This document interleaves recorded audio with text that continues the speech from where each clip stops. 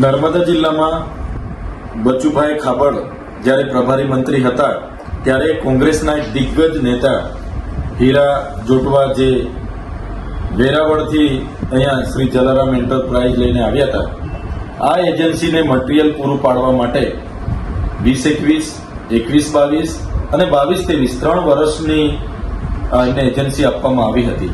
ત્યારે આ તમામ લાખો રૂપિયાના પેમેન્ટો એમને ચૂકવાયેલા છે। અમને જે પ્રકારે અમે જિલ્લા ગ્રામ વિકાસ એજન્સી પરથી માહિતી લીધી તો આ લાખો રૂપિયાના પેમેન્ટો, આ પેમેન્ટ બિલો છે, પેમેન્ટની તારીખ છે અને ચૂકવાયેલી રકમ છે। આ તમામ પંચાયતોમાં કરોડો રૂપિયા એમને ચૂકવાયા છે।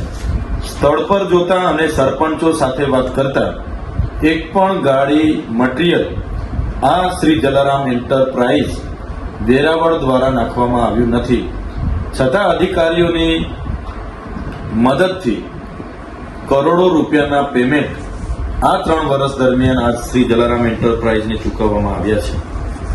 ત્યારે અગાઉ અમે પોલીસ અધિક્ષકને એક ફરિયાદ પણ આપી હતી અને સાથે સાથે અમે એક આવેદન પત્ર પણ આપ્યું હતું।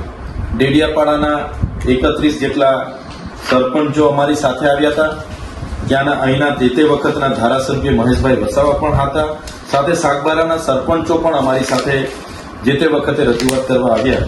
પરંતુ આ આવેદનપત્ર છે, જે તે વખતે જે સરપંચોએ પોતે સહી સિક્કા કરીને આપેલા આવેદન, છતાં બચુભાઈ ખાબડે પોતાનો સત્તાનો દુરુપયોગ કરીને અને હીરાભાઈ જોટવા પ્રદેશના દિગ્ગજ કોંગ્રેસના નેતા હોય, એમણે પોતાના પાવરનો ઉપયોગ કરીને